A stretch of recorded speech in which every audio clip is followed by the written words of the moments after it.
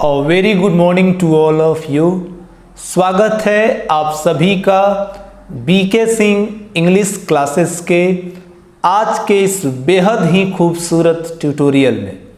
Dear students, आज की ये क्लास 12th क्लास इंग्लिश के ग्रामर क्लास पे आधारित है।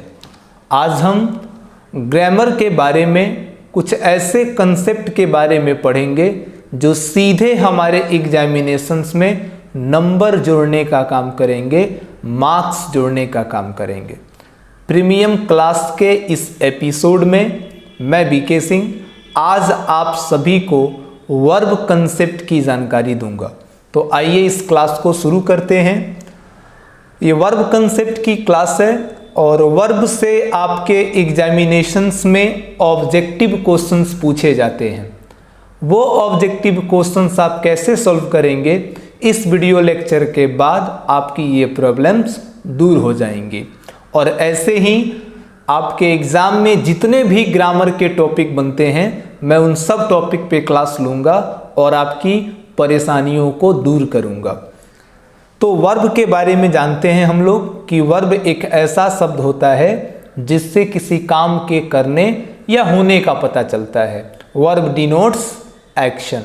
वर्ब पर मैंने एक वीडियो बना रखी है, आप मेरे इस चैनल पे वर्ब की क्लास देख सकते हैं। तो जैसा कि हम जानते हैं कि वर्ब दो तरह के होते हैं, प्रिंसिपल वर्ब जिसे हम मेन वर्ब भी कहते हैं और हेल्पिंग वर्ब जिसे हम ऑक्सिलरी वर्ब भी कहते हैं। तो प्रिंसिपल वर्ब और हेल्पिंग वर्ब के बीच कैसा ग्रामेटिकल रिलेशन होता है, क्या समझौता, क्या एग्रीमेंट, और इन दोनों के बीच हेल्पिंग वर्ब और मेन वर्ब के बीच कैसे रूल्स हैं, इनका कैसा ग्रामेटिकल रिलेशन है, ये ही हमें आज पढ़ना है। और इसी आधार पर मैं आपसे ऑब्जेक्टिव क्वेश्चंस भी सॉल्व कराऊंगा, जिसकी प्रैक्टिस से आप बोर्ड एग्जामिनेशंस में क्वेश्चन को सॉल्व कर पाएंगे। आइए सबसे पहले हम प्रिंसिपल वर्ब के नेचर को समझते हैं। What is the nature of principal verb? तो प्रिंसिपल वर्ब दो तरह से काम करता है, singular main verb, plural main verb. यानी प्रिंसिपल वर्ब दो तरह का होता है, सिंगुलर प्रिंसिपल वर्ब और plural principal verb. Verb one जैसे कि गो, ईट, स्पीक, राइट, तमाम तरह के जो वर्ब आप याद किए हैं वो सारे प्लूरल मेन वर्ब होते हैं। यानी वर्ब अपने स्वतंत्र रूप में प्लूरल होता है, और जब आप उस वर्ब के साथ एस या ईएस को अलग से ऐड करते हैं, एस या ईएस को जब आप लाके उसमें जोड़ते हैं तो वो बनता है वर्ब 5, और वर्ब 5 होता है सिंगुलर मेन वर्ब। यानी वर्ब 1 प्लूरल मेन वर्ब होता है और वर्ब 5 सिंगुलर मेन वर्ब होता है। वर्ब को सिंगुलर करना पड़ता है उसके लास्ट में एस या ईएस को जोड़कर। ये नाउन से बिल्कुल उल्टा है। नाउन अपने स्वतंत्र रूप में सिंगुलर होता है। जैसे मान लीजिए हमने लिखा बुक, तो बुक क्या है, तो ये अभी अपने स्वतंत्र रूप में है और ये सिंगुलर है। और जब आप बुक में एस को जोड़ेंगे लास्ट में लाके, तो ये क्या हो जाएगा, ये बुक्स जो बना ये प्लूरल होगा। तो नाउन अपने मूल रूप में सिंगुलर होता है, एस या ईएस को लगा के उसे प्लूरल बनाया जाता है। लेकिन वर्ब अपने मूल रूप में प्लूरल होता है और एस या ईएस को लगा के इसे सिंगुलर बनाया जाता है। उल्टा है नाउन का और वर्ब का चक्कर ये। तो सीधी सी बात आपको ये समझ में आई कि भैया जो वर्ब होते हैं वो दो तरह के होते हैं, प्रिंसिपल वर्ब और मेन वर्ब, जिसे मेन वर्ब भी कहते हैं, और हेल्पिंग वर्ब। प्रिंसिपल वर्ब और हेल्पिंग वर्ब। जो हमारा प्रिंसिपल वर्ब होता है ये सिंगुलर और प्लूरल में बटा होता है। वर्ब 1 जो भी हम याद करते हैं वो प्लूरल होता है, और जब उसमें एस या ईएस को हम जोड़ देते हैं तो वो वर्ब 5 बनता है जो कि सिंगुलर होता है। आप एग्जाम्पल से देख सकते हैं, ईट वर्ब 1 है और इसमें एस लगाया गया, ईट्स, ये वर्ब 5 है। तो वर्ब 1 प्लूरल हुआ और वर्ब 5 सिंगुलर हुआ। अब वर्ब 5 कैसे बनाया जाए, वर्ब 1 से वर्ब 5 कैसे बनाया जाता है? 2 रूल हैं इसके, कि वर्ब के अंत में एस जोड़कर वर्ब 5 बनाया जाता है। जैसे कि राइट से बना है राइट्स, रन से बना है रन्स, ईट से बना है ईट्स और स्पीक से बना है स्पीक्स। तो लास्ट में एस जोड़कर वर्ब 5 बनाया जा सकता है। सेकंड है कि जब वर्ब 1, आपको एक ऐसा वर्ब 1 मिला जिसके अंत में एस हो, एस एच हो, सी एच हो, ओ हो, एक्स हो या फिर जेड हो, इनमें से कोई लेटर अगर उस वर्ब के अंत में रहता है तो एस नहीं जोड़ेंगे, फिर हम ईएस जोड़ेंगे और उसे प्लूरल से सिंगुलर बनाएंगे। यानी जब वर्ब 1 के अंत में एस रहे, एस एच रहे, सी एच रहे, ओ रहे, एक्स रहे या जेड रहे, तो आप ईएस जोड़कर वर्ब 5 बनाइएगा। जैसे कि टीच, तो इसके लास्ट में सी एच है, इसलिए हमने ईएस जोड़कर इसे प्लूरल से सिंगुलर बना लिया, टीचेज। गो, इसके लास्ट में ओ है, तो ईएस जोड़कर हमने इसे वर्ब 5 बनाया है। डिमोलिश, इसके लास्ट में एस एच है, तो ईएस जोड़कर हमने इसे सिंगुलर बना लिया है। यानी वर्ब 1 से वर्ब 5 बनाने के 2 ही नियम हैं। यस या ईएस आपको जोड़ के वर्ब 5 बनाना है तो एस कहाँ लगेगा? हर जगह। ईएस कहाँ लगेगा? तो जिस वर्ब के लास्ट में एस होगा, एस एच होगा, सी एच होगा, ओ होगा, एक्स होगा या जेड होगा, सिर्फ वही ईएस को जोड़ना है।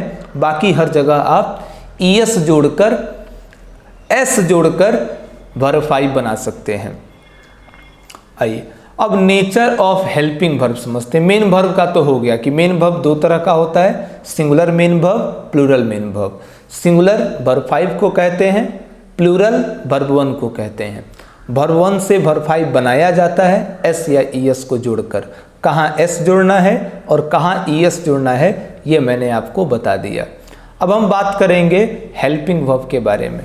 तो देखिए, हेल्पिंग वर्ब संख्या में होते हैं 24। There are 24 helping verbs in English. कौन कौन से हैं? तो is, are, am, was, were, do, does, did, has, have, had, shall, should, will, would, can, could, may, might, must, ought to, need, dare और यूज्ड टू। ये 24 helping verb हैं और इनका जो 3 तरह से ये प्रयोग किए जाते हैं, singular helping verb, plural helping verb और कॉमन हेल्पिंग वर्ब।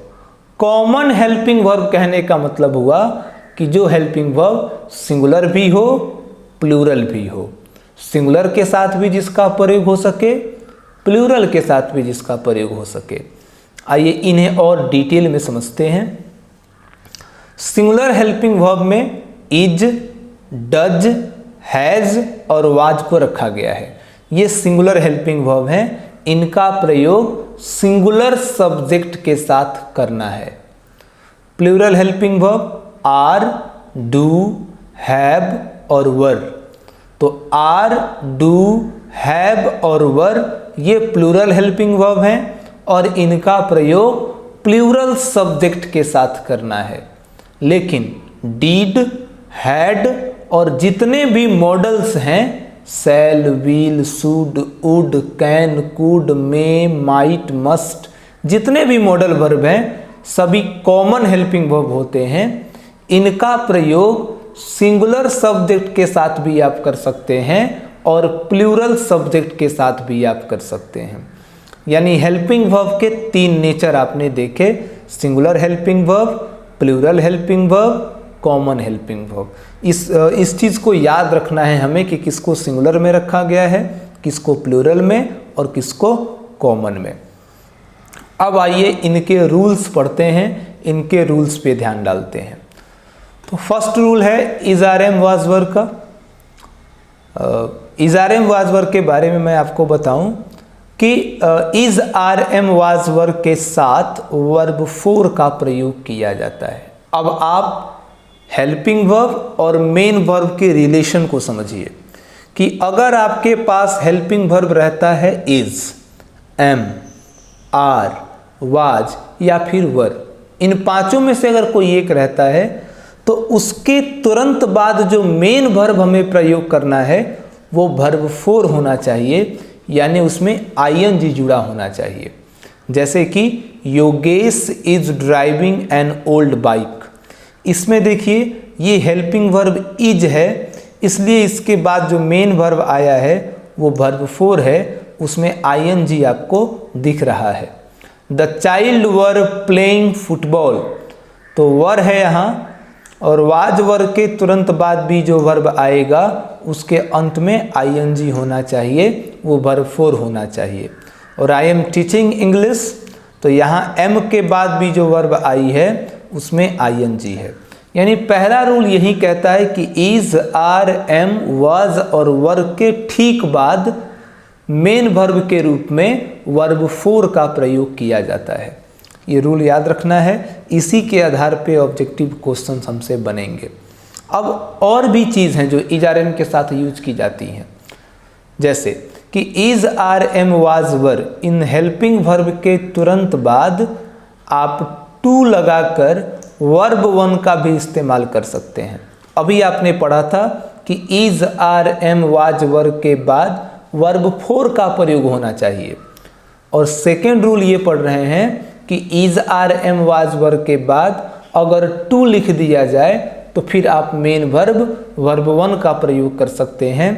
टू का एक रूल है कि टू के बाद आने वाली वर्ब हमेशा वर्ब वन होनी चाहिए।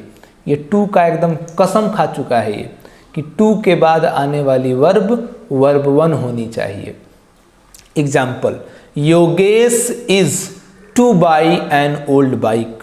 देखिए यहाँ इज के बाद टू को यूज किया गया है और टू के बाद हमने बाई वर्ब वन का प्रयोग किया है। The children were to play football, तो वर है यहाँ, वर के बाद टू लगा है और टू के साथ वर्ब वन का प्रयोग हमने किया है। I am to teach English, तो एम यहाँ पर वर्ब हेल्पिंग वर्ब है जिसके बाद हमने टू यूज किया है और टू के बाद नियम के अनुसार वर्ब वन लगा है। तो is, are, am, was, were के बाद टू और वर्ब वन का प्रयोग किया जा सकता है। दो रूल हुए। तीसरा रूल देखते हैं इसका कि इज, आर, एम, वाज और वर के बाद हम वर्ब थ्री का भी प्रयोग कर सकते हैं, लेकिन उसके लिए कंडीशन है। क्या कंडीशन है? कि सेंटेंस में बाई रहना चाहिए।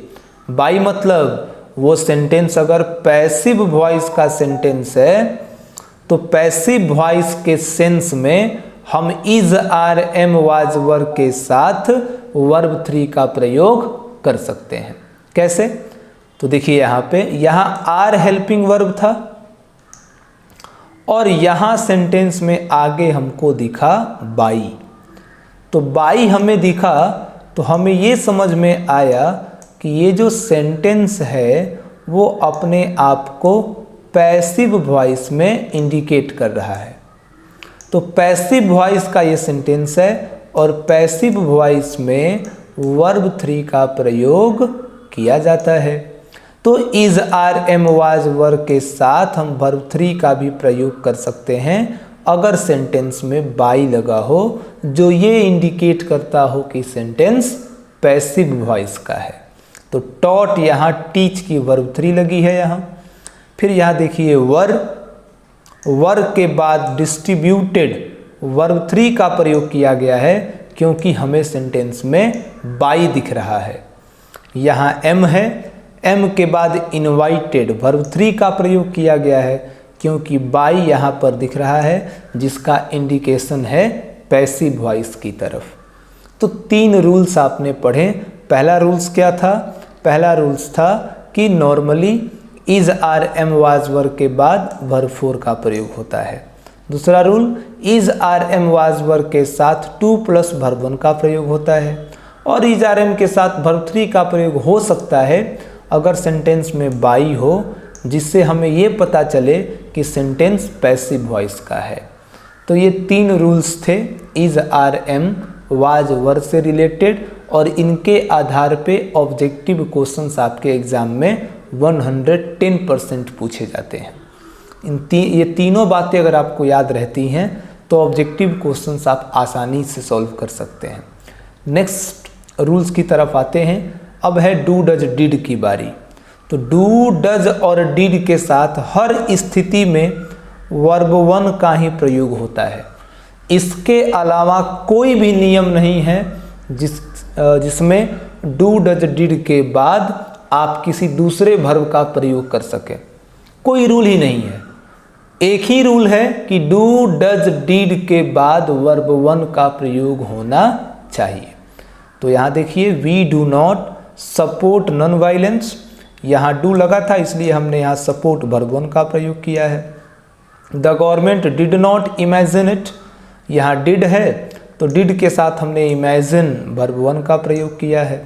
सी does not hate the poor, does यहाँ वर्ब हेल्पिंग वर्ब है इसलिए हमने हेट वर्ब 1 का प्रयोग किया है। तो स्टूडेंट्स ये बात हमेशा याद रखिएगा कि डू डज और डिड के बाद हर स्थिति में वर्ब 1 का ही प्रयोग होना चाहिए, दूसरे किसी वर्ब का प्रयोग आप नहीं कर सकते हैं। आइए अब अगले रूल पे आ जाते हैं, हैज़ हैव और हैड के रूल पर। तो देखिए, हैज़ हैव और हैड के बाद हर स्थिति में वर्ब 3 का प्रयोग होता है, वर्ब 3 का प्रयोग होता है। जैसे दे हैव, अब हैव के बाद वेटेड वर्ब 3 है। She has informed the police, has के बाद इन्फॉर्म्ड वर्ब 3 का है प्रयोग हुआ है। T S Eliot had settled in England, तो हैड है इसलिए हैड के बाद वर्ब 3 का प्रयोग किया गया है। तो हैज़ हैव और हैड के साथ वर्ब 3 का प्रयोग किया जाता है। इसमें चेंजिंग आ सकती है एक जगह कि हैज़ हैव हैड के साथ भी आप अगर टू का प्रयोग कर दें तो टू के बाद आने वाली वर्ब 1 हो जाएगी। यानी हैज़ हैव हैड के बाद वर्ब 3 का प्रयोग होता है, लेकिन अगर हैज़ हैव हैड के बाद टू लगा हो तो आप वर्ब 1 का प्रयोग कीजिएगा। जैसे people have to obey the law, तो हैव है यहाँ, हैव के बाद टू आ गया इसलिए अब ओबे वर्ब 1 का प्रयोग होगा। टू का ही अपना रूल है कि टू के बाद आने वाली वर्ब हमेशा वर्ब 1 होनी चाहिए। यहाँ हैड है, हैड के बाद वर्ब 3 लगना चाहिए था, लेकिन टू का प्रयोग हुआ है तो टू के बाद वर्ब 1 का प्रयोग होता है, ये रूल कहता है। India has to become developed, तो यहाँ हैज है, नियम के अनुसार हैज के बाद तो वर्ब 3 लगना चाहिए, लेकिन यहाँ टू था इसलिए हम वर्ब 1 का प्रयोग करेंगे। तो ये हैज़ हैव हैड का दूसरा रूल है। अब आते हैं तीसरे रूल पर। हैज़ हैव और हैड के बाद हम वर्ब 4 का प्रयोग कर सकते हैं। आप कहेंगे सर अभी तो आपने कहा था कि वर्ब 3 का प्रयोग कर सकते हैं। ये रूल है कि हैज़ हैव हैड के तुरंत बाद अगर बीन का प्रयोग हुआ है तो वर्ब 4 का प्रयोग होगा। यहाँ बीन का रहना मस्ट है। एग्जाम्पल से समझिए कि आई हैव बीन, तो हैव के बाद वर्ब 3 लगना चाहिए, लेकिन यहाँ तो बीन आ गया, तो अब बीन के बाद जो वर्ब आएगी वो वर्ब 4 होगी, उसमें आईएनजी लगा होगा। जैसे हैज है, हैज के बाद बीन लगा है, तो बीन के बाद जो वर्ब 4 आएगी उसमें आईएनजी होना चाहिए, वो वर्ब 4 होना चाहिए। हैड है, हैड के बाद बीन है, इसलिए हमने अटैकिंग वर्ब 4 का प्रयोग किया है।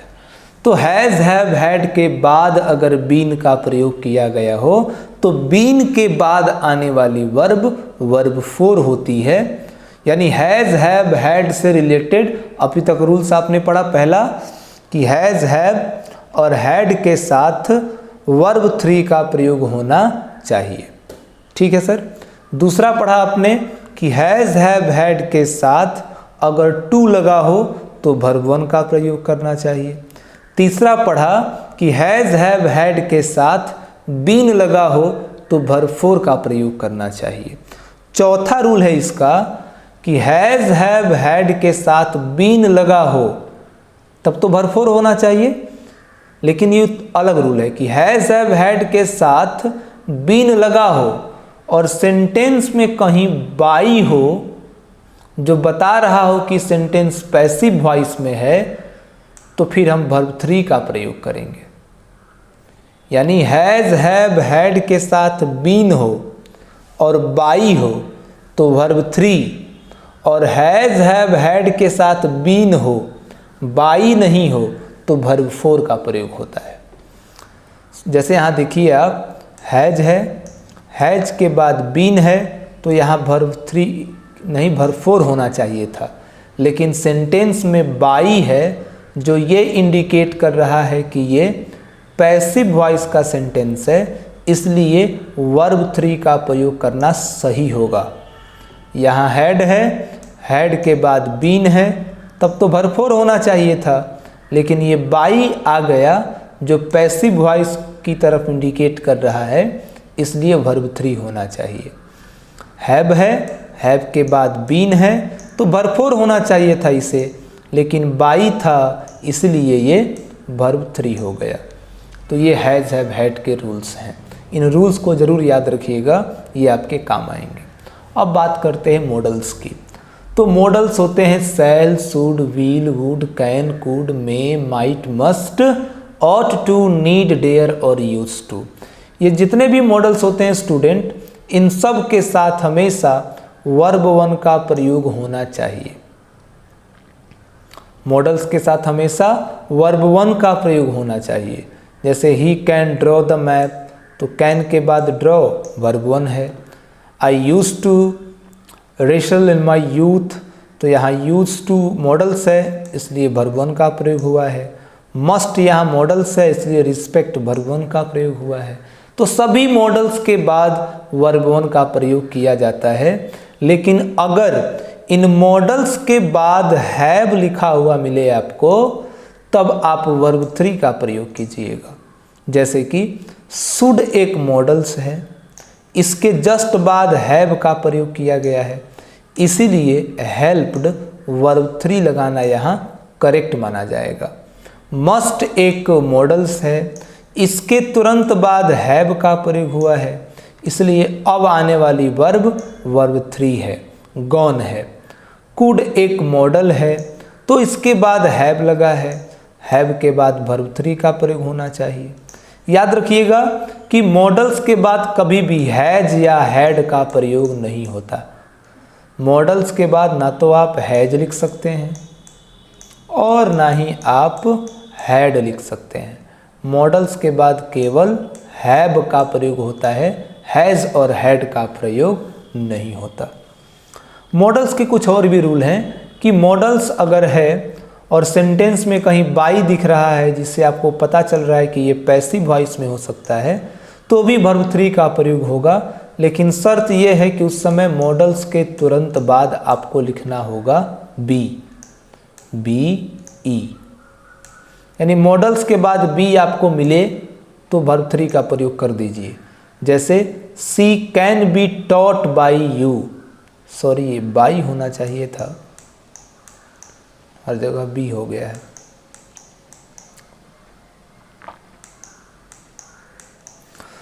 तो देखिए यहाँ पे कैन है, कैन एक मॉडल है, उसके बाद बी को आपने यूज किया है तो अब ये वर्ब थ्री हो जाएगा। कुड एक मॉडल है, इसके बाद बी को यूज किया गया है तो अब ये वर्ब थ्री हो जाएगा। मस्ट भी एक मॉडल्स है, इसके बाद बी को यूज किया गया है तो किल्ड क्या हो जाएगा, वर्ब थ्री हो जाएगा। यानी मॉडल्स के बाद अगर बी हो तो मेन वर्ब वर्ब 3 हो जाती है। ये मॉडल्स के रूल थे स्टूडेंट। ठीक है, यही चीज़ यहाँ बताया जा रहा है कि मॉडल्स के साथ बी प्लस वर्ब 3 का प्रयोग बाई रहने पर पैसिव सेंस में किया जाता है। अब आइए, ये जो हमने रूल्स पढ़े इसके आधार पे कुछ प्रैक्टिस करते हैं, कुछ सेंटेंसेज बनाते हैं जैसे सेंटेंस एग्जाम्स में पूछे जाते हैं। 5 सेकेंड का मैं आपको समय दूंगा और आपको इन 5 सेकेंड में सही आंसर कमेंट करना है, फिर मैं इसे बताऊंगा। क्वेश्चन है कि she was dot dot dot for you. तो इसमें 4 वर्ब के ऑप्शन हैं। She was wait, she was waits, she was waiting, she was waited. कौन सा ऑप्शन सही है कमेंट कीजिए।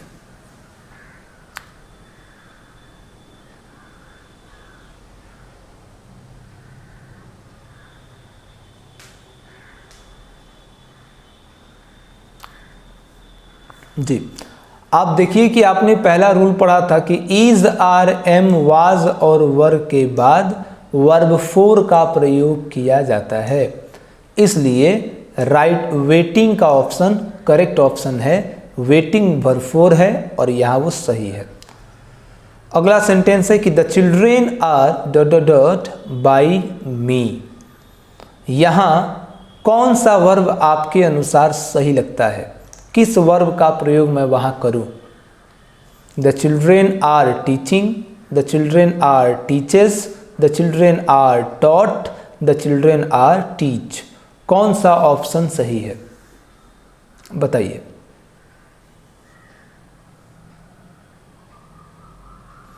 आप देखिएगा कि इज, आर, एम के साथ हमेशा वर्ब 4 का प्रयोग होता है, लेकिन अगर सेंटेंस में बाई हो तो बाई ये इंडिकेट कर रहा है कि आपका सेंटेंस पैसिव वॉइस में है। उस स्थिति में इज, आर, एम, वाज या वर के साथ वर्ब 3 का प्रयोग किया जाता है। C is the correct option. Next question, I dot dot dot finished my job. अब यहाँ आपको हेल्पिंग वर्ब चूज करना है कि कौन सा हेल्पिंग वर्ब इस मेन वर्ब के अनुसार करेक्ट होगा।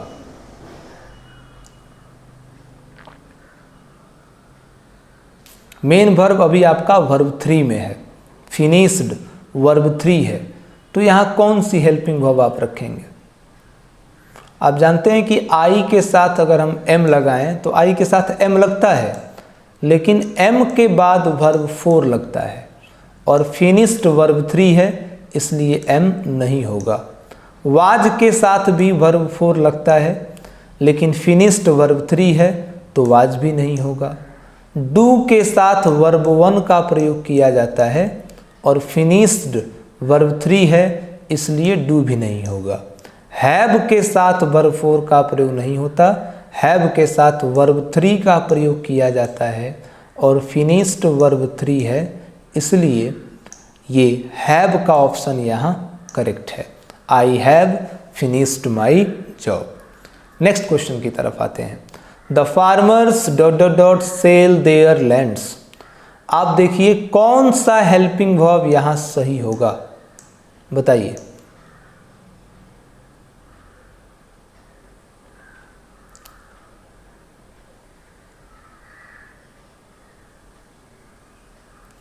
जी, फार्मर्स प्लूरल हैं। अगर आप आर लगाते हैं तो फार्मर्स के अनुसार आर तो सही है, लेकिन आर के बाद होना चाहिए वर्ब 4 और ये सेल वर्ब 1 है तो आर नहीं होगा। हैव के साथ वर्ब 3 होता है, जबकि सेल वर्ब 1 है तो हैव भी नहीं होगा। अकेला डू कभी नहीं लगता है, डू के साथ आपको नॉट लिखना होगा या सेंटेंस को इंटेरोगेटिव करना होगा, तो डू भी यहाँ पे इनकरेक्ट है। फार्मर्स ज़्यादा हैं तो वर लगेगा, वर के साथ वर्ब 4 लगता है, लेकिन अगर वर के तुरंत बाद टू का प्रयोग किया गया हो, आप पढ़े थे कि is, are, am, was were के साथ टू का अगर प्रयोग किया गया हो तो टू के बाद आने वाली वर्ब वर्ब 1 होती है और यहाँ सेल वर्ब 1 है, तो इस कंडीशन में डी एक करेक्ट आंसर हुआ। अगला question, the child not right, the child not right, कौन सा वर्ब आपके अनुसार सही लग रहा है? अगर आप इज को अपना आंसर मानते हैं तो इज के बाद वर्ब फोर होना चाहिए, तो इसे राइटिंग होना चाहिए था, तो इज नहीं होगा। हैज़ को आप करेक्ट ऑप्शन मानते हैं तो हैज़ के बाद वर्ब थ्री लगता है, इसे रिटेन होना चाहिए था, हैज़ भी नहीं होगा। वाज को अगर आप सही आंसर मानते हैं तो वाज के बाद भी वर्ब फोर होना चाहिए था और राइट वर्ब वन है, तो वाज भी नहीं होगा।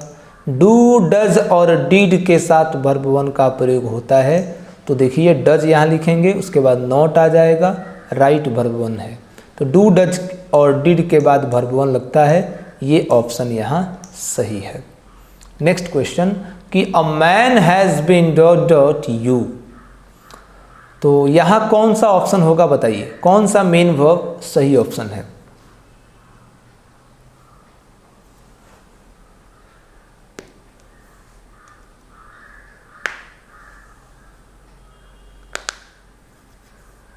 चलिए मैं बता देता हूँ।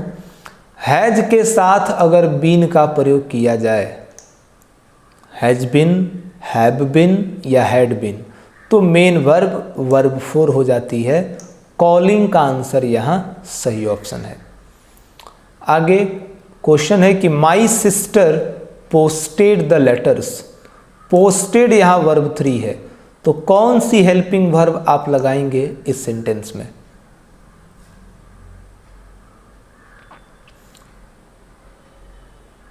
अगर आप विल लगाते हैं तो विल एक मॉडल्स है, उसके बाद वर्ब वन का प्रयोग होता है, लेकिन ये वर्ब थ्री है तो विल नहीं होगा। मे भी मॉडल्स है, मॉडल्स के बाद वर्ब वन लगता है तो मे भी नहीं होगा। डज के साथ वर्ब वन का प्रयोग होता है, पोस्टेड वर्ब थ्री है तो डज भी नहीं होगा। हैज़, हैव, हैड के साथ वर्ब थ्री लगता है, हैड का ऑप्शन यहाँ करेक्ट ऑप्शन है। अगला, सोनू डिड नॉट मी, यहाँ एक मेन वर्ब चुनना है, चार मेन वर्ब आपके पास हैं और 5 सेकेंड का आपको मैं समय दे रहा हूँ, राइट आंसर आप कमेंट कीजिए।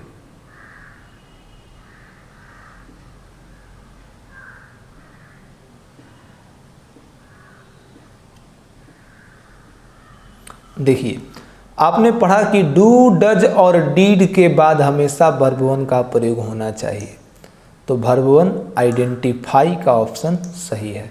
आइडेंटिफाइड ये वर्ब थ्री था, आइडेंटिफाइंग वर्ब फोर था, आइडेंटिफाइज वर्ब फाइव था। आइडेंटिफाई वर्ब वन है और डू, डज, डीड के बाद वर्ब वन का प्रयोग किया जाता है, आइडेंटिफाई करेक्ट आंसर है। नेक्स्ट क्वेश्चन कि सी कटिंग द ग्रास, कौन सी हेल्पिंग वर्ब में लगा दूं यहाँ?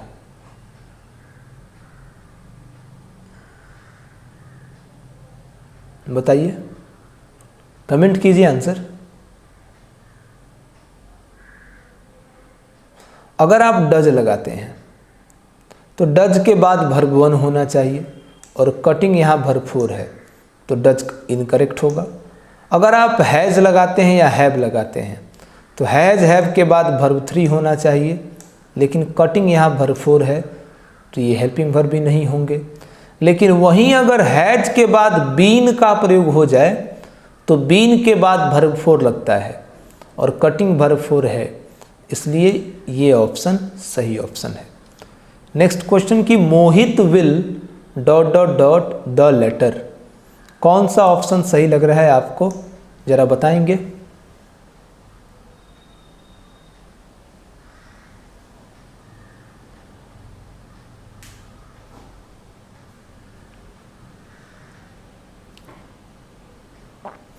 देखिए विल एक मॉडल्स है, मॉडल्स के बाद वर्ब वन का प्रयोग किया जाता है।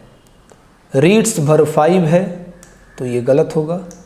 रीडिंग वर्ब फोर है, ये भी गलत होगा, क्योंकि मॉडल्स के बाद वर्ब वन का प्रयोग होता है। टू रीड, याद रखिए मॉडल्स के बाद, मॉडल्स के तुरंत बाद कभी भी टू का प्रयोग नहीं हो सकता है। आपने इज आर एम वाज वर्ग के साथ टू लगाया था, हैज़ हैव हैड के साथ टू लगाया था, लेकिन मॉडल्स के साथ कभी भी टू नहीं लगता है, तो सी ऑप्शन भी गलत हो गया। इसका मतलब ये तीनों यहाँ नहीं लग पाएंगे, तो डी में नन का आंसर आप सही करेंगे। आपने ये माना कि तीनों में से कोई ऑप्शन सही नहीं है। आइए, she has dot dot for survival, कौन सी मेन वर्ब यहाँ सही होगी?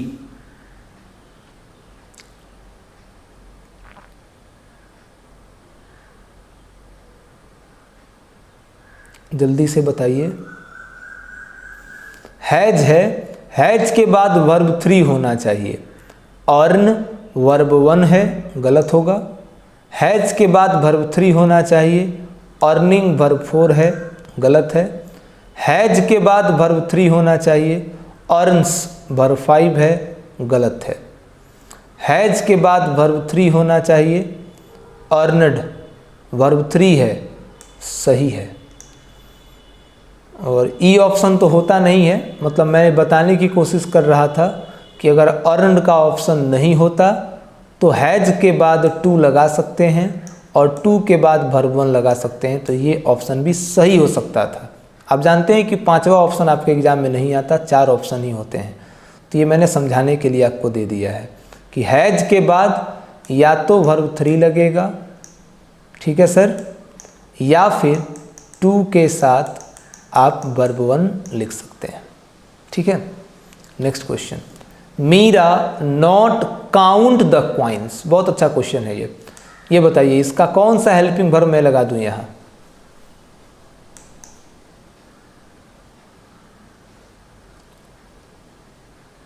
देखिए, अगर आप इज लगाते हैं तो इज के बाद वर्ब 4 होना चाहिए और यहाँ काउंट वर्ब 1 है, तो इज नहीं होगा। अगर आप वाज लगाते हैं तो वाज के बाद वर्ब 4 होना चाहिए।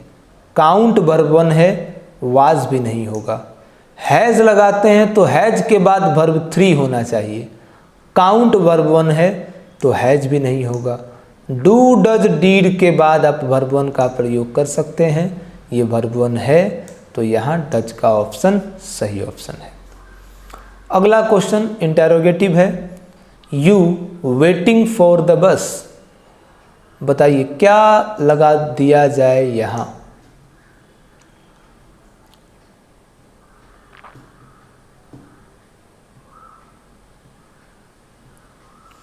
अगर आप हैव लगा देते हैं स्टूडेंट, तो हैव के बाद वर्ब 3 होना चाहिए और वेटिंग वर्ब 4 है, तो हैव गलत है। डू के बाद वर्ब 1 आता है और वेटिंग वर्ब 4 है, इसलिए डू भी गलत है। Is are am was verb के साथ वर्ब 4 लगता है, यानी आर के साथ वर्ब 4 लगता है और ये वर्ब 4 है, इसलिए आर का ऑप्शन यहाँ सही ऑप्शन है। अगला question, C may the bus, तो मे क्या है? एक मॉडल्स है। मॉडल्स के बाद वर्ब 1 होना चाहिए। मॉडल्स के बाद अगर बी लग जाता है तो मॉडल्स के बाद बी और बी के बाद वर्ब 3 होना चाहिए। यहाँ देखिए बी तो लगा है पर बी के बाद ये वर्ब 4 लगाया है, तो ये गलत होगा। मॉडल्स के तुरंत बाद आप टू कभी नहीं लगा सकते हैं, ये गलत होगा। आपके पास सही 2 आंसर हैं। मॉडल्स के तुरंत बाद वर्ब 1 लगना चाहिए, तो बाई वर्ब 1 है, ये सही हो सकता है। अगर ये नहीं होता बाई, तो मॉडल्स के बाद हैव लगाकर वर्ब 3 लगाया जाता है, उस समय ये ऑप्शन सही हो जाता। 2 दिए हैं, दोनों सही हैं। मॉडल्स के तुरंत बाद वर्ब 1 का प्रयोग होना चाहिए, बाई वर्ब 1 है, सही है। मॉडल्स के तुरंत बाद अगर हैव लगा हो तो हैव के साथ वर्ब 3 का प्रयोग होता है, डी आंसर भी सही है। The fan should be dot dot of, अब यहाँ कौन सा वर्ब मैं लगाऊं यहाँ बताइए?